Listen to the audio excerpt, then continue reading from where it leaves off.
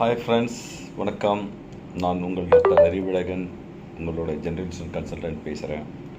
இன்றைக்கி நாம் ஹெல்த் இன்சூரன்ஸில் என்ன பார்க்க போகிறோன்னா, ஆயுஷ் ட்ரீட்மெண்ட். இந்த ட்ரீட்மெண்ட் எடுத்தால் நம்மளுக்கு கிளைம் வருமா வராதா, அதை பற்றி தான் பேச போகிறோம். ஆயுஷ் ட்ரீட்மெண்ட்னா என்னங்க? நாம் எடுக்கிறது எல்லாமே அலோபதி ட்ரீட்மெண்ட்டு. ஆயுஷ் ட்ரீட்மெண்ட்னா நேச்சர்ஸோட சம்மந்தப்பட்ட ட்ரீட்மெண்ட்டு. அதாவது ஆயுர்வேதா, யுனானி, யோகா, நேச்சுரோபதி, சித்தா, ஹோமியோபதி. இதன் மூலமாக நம்ம எடுக்கிற ட்ரீட்மெண்ட் இன்சூரன்ஸ் கம்பெனியில் நம்ம கிளைம் பண்ணும்போது கிடைக்குமா? 2019 வரைக்கும் அது மாதிரி கிளைம்ஸ் எதுவுமே இன்சூரன்ஸ் கம்பெனியால் போல சின்ன விதமாக அலோவ் பண்ணியிருந்தாங்க. 2019 அப்புறம் பார்த்தீங்கன்னாக்கா ஒரு சில கம்பெனிங்க அலோவ் பண்ண ஆரம்பித்தாங்க. Up to 10% of the sum insured or 10,000, 15,000 இது மாதிரிலாம் இதுக்கு முன்னாடியெல்லாம் கொஞ்சம் கொடுத்துருந்தாங்க. அதுக்கப்புறம் பார்த்தீங்கன்னாக்கா 2019 அப்புறம் பார்த்தீங்கன்னாக்கா ஒவ்வொரு கம்பெனியும் ஒரு மாதிரி டிசைன் பண்ணிட்டாங்க. ஒரு சில கம்பெனி ஃபுல்லாக சம் இன்சூர் இப்போ 1,00,000 இருக்குனாக்கா அதுக்கு ஃபுல்லாகவே கொடுத்துருவாங்க. ஒரு சில கம்பெனிங்க என்ன பண்ணுவாங்க, இப்போ சம் இன்சூர் தான் அதில் 10%, 5%. ஒரு சில கம்பெனிங்க ஃப்ளாட் ரேட்டு இது மாதிரி வச்சுருந்தாங்க. இந்த மாதிரி இன்னும் அதுதான் கண்டினியூ ஆகுது. இன்னும் ஃபுல்லாக எப்படி அலோபதி ட்ரீட்மெண்ட்டு நம்ம மேஜர் சர்ஜரியோ இல்லை மேனேஜ்மெண்ட் போனாவோ, சிக் மேனேஜ்மெண்ட் போனாவோ எப்படி ஃபுல்லாக நம்மளுக்கு கிளைம் கொடுக்குறாங்களோ அது மாதிரி இதுக்கு கொடுக்கல.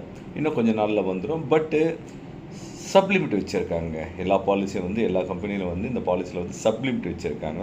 இப்போ நீங்கள் உங்களுக்கு ஃபுல்லாக வேணும்னா அதுக்கேற்ற மாதிரி ப்ரீமியமும் இன்க்ரீஸ் பண்ணி வாங்குறாங்க. ஸோ எல்லாமே ப்ரீமியத்தை டிபெண்ட் பண்ணி தான் இந்த இன்சூரன்ஸு. ஸோ எவ்வளோ ப்ரீமியம் அதிகம் கட்டுமோ அந்த அளவுக்கு கவரேஜ் அதிகமாக இருக்கும். ப்ரீமியம் கம்மியாக இருக்குமோ அதுக்கேற்ற மாதிரி பெனிஃபிட்ஸும் கம்மியாக இருக்கும். இதை கிளைம் போடுறதுக்கு நீங்கள் என்ன பண்ணால் முதல்ல கேஷ்லெஸ்லேயும் நீங்கள் இதில் போகலாம், ரீம்பர்ஸ்மெண்ட் பேசிஸ்லையும் போகலாம்.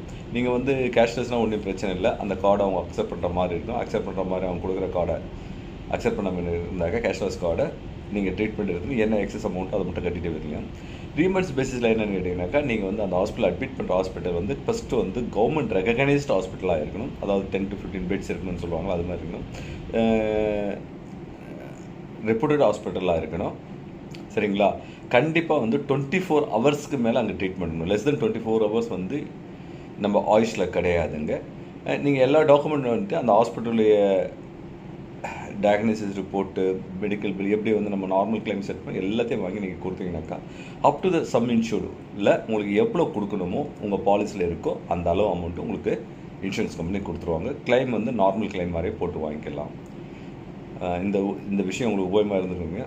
ப்ளீஸ் சப்ஸ்கிரைப் பண்ணுங்கள், லைக் பண்ணுங்கள். அப்போ தான் இன்னும் நிறைய video. Thanks for giving an opportunity. Thanks friends.